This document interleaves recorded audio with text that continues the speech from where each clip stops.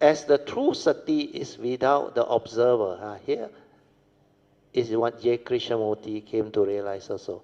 There is only an awareness of the phenomena or the impersonal process of dependent origination. No subject behind. No subjective seeing. Only objective seeing. Arising from that pure awareness nature. Or the essence of mind, which is the unconditioned and without thought, which is part of the egoic mind. Or, as per what the Buddha had often said, in the seeing, there is only the seeing consciousness, and there is no one to see, like the physics experiment, where they are all conditions arising naturally. Like the physics experiment, you need God to create that light or not? No need, isn't it?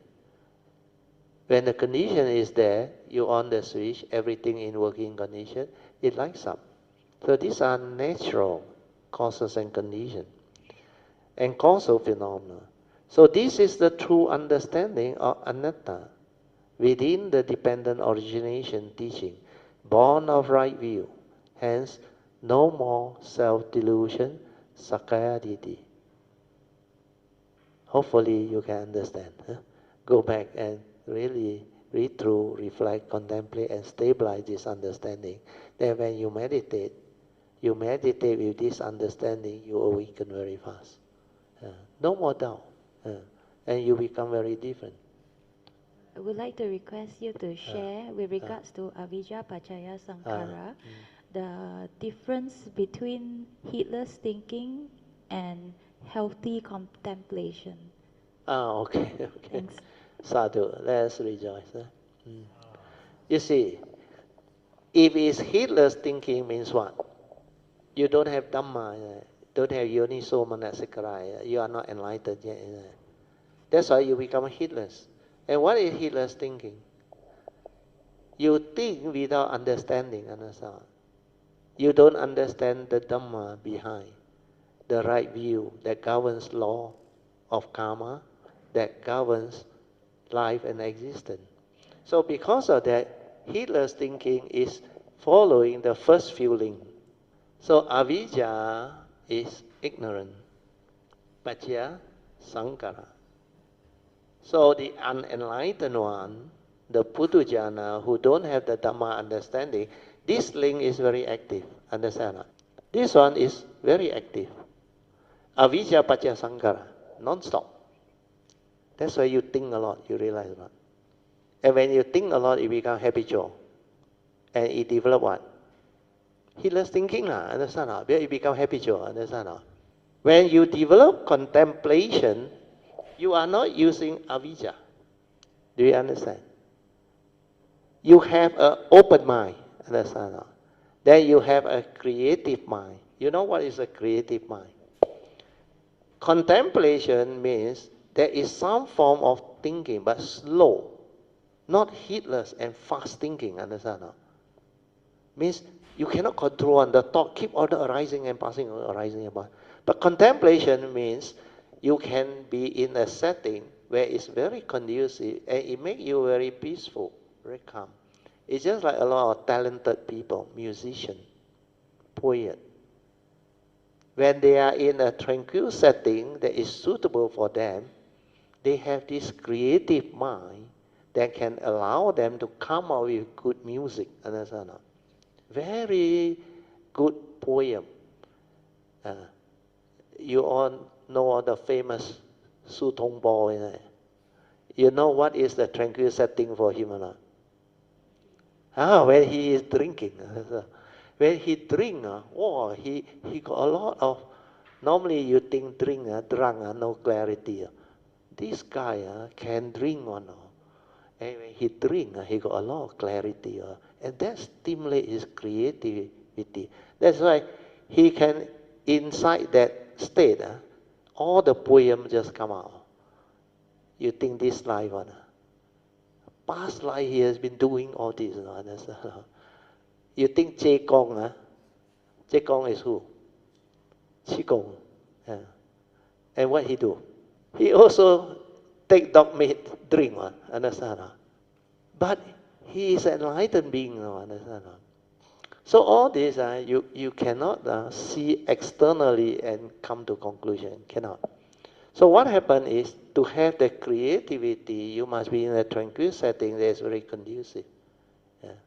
So like the three type of peace. You remember the Buddha teach the three type of peace. What is the first type of peace? Seclusion. The Pali word is what? No, viveka is, chitta viveka is the second one. The mind in seclusion. The first one is kaya viveka.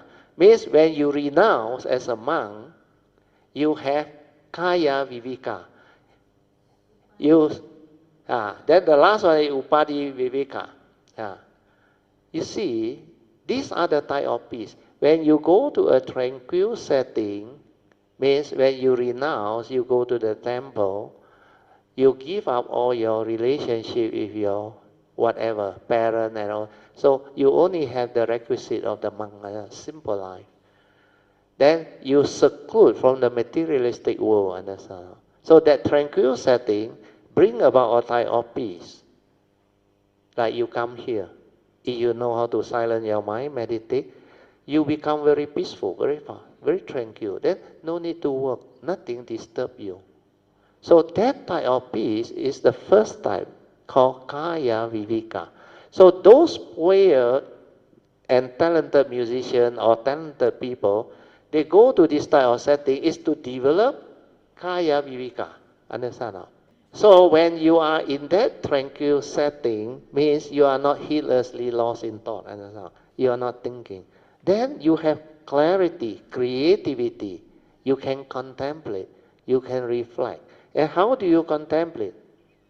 The second turning of the Four Noble Truths that the Buddha teach. What did he teach you? The Four Noble Truths, he said, under the second turning, he give you important pointer and emphasis. This first noble truth of dukkha is to be understood. That is the pointer. Then from there, you inquire, contemplate. How can I understand this? There is an inquiry. Then why did the Buddha say birth is suffering? Old age, sickness, and death is suffering. Separation is suffering. And this is contemplation, understand? So when you are in that creative state, you got kaya viveka. This is the first level of peace. Means kaya is physical.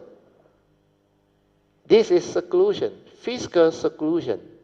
Means you go away from all the noisy people, the city, the chattering and all those things. You go to a quiet place, a tranquil setting.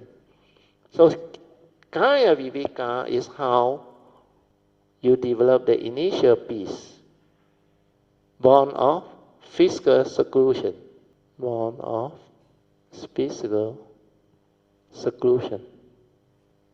Oh, sorry, got a C. So when you are in that state, you contemplate, you reflect. Then when you contemplate and reflect, you call to mind. When you inquire why is birth suffering, then you recall to mind the birth process. Understand? You may not be a lady, but you can also, through your knowledge, or if you have a wife who delivered before, you can also know and understand many things. Right? So you recall. Yeah. Then you will know, really, birth is suffering. Why?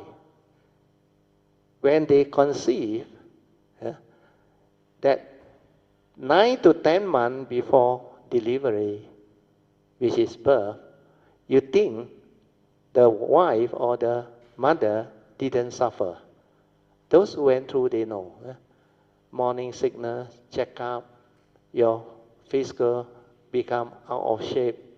You have to buy new clothing to wear and all that. Then that birth process is really suffering. Like that case, Angulimala, you remember? Abnormal birth.